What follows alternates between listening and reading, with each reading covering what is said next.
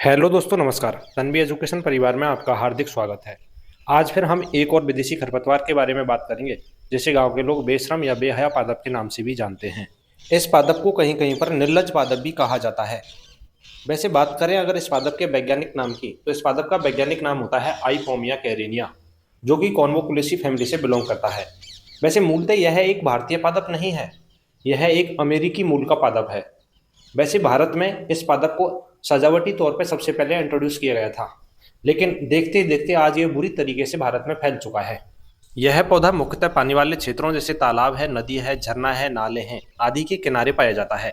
आमतौर पर इसे बेशरम प्लांट इसलिए कहा जाता है क्योंकि यह प्रतिकूल परिस्थितियों में भी जिंदा रहने के लिए अनुकूलित होता है। यह पौधा कभी सूखता नहीं है और इसी वे में मरता नहीं है, इसलिए इसे बेशरम पादप कहा जाता है। कम पानी में भी ये मुरझाते नहीं हैं और आसानी से बड़ी तेजी के साथ ग्रो करते हैं। अगर हम इस पादप की टहनी को तोड़कर अगर फेंक दें किसी स्थान पर, तो वो बहुत जल्दी उगने लगती है और एक विकराल रूप धारण कर लेती है।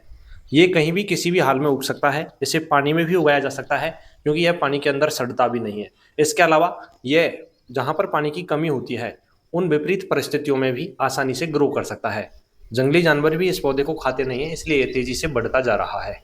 अगर इस पौधे के नुकसान की अगर बात की जाए, तो हमारी जो लोकल स्पीसीज हैं, उनको आने वाले टाइम में खतरा हो सकता है, क्योंकि जो स्थानीय घास एवं जो छोटे पौधे होते हैं वो इसके नीचे दब जाते हैं और उनकी जगह ये ले लेता है। कई देसी पौधे एवं कुछ इम्पोर्टेंट जो प्रजातियां हैं हमारे देश की, वो धीरे धीरे समाप्त होने की कगार पर पहुंच चुकी हैं। नुकसान के साथ साथ इस पौधे के कुछ फायदे भी हैं।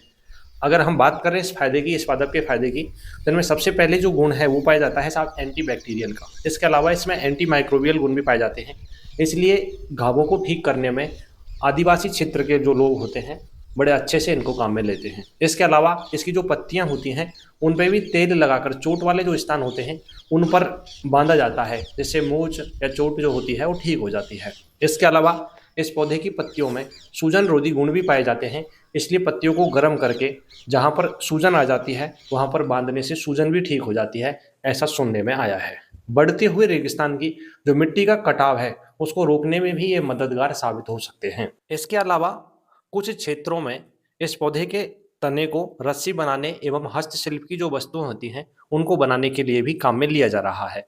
मुख्यतः इस पादप का जो उपयोग है वो बायोगैस के उत्पादन एवं जैव ईंधन के रूप में किया जा सकता है।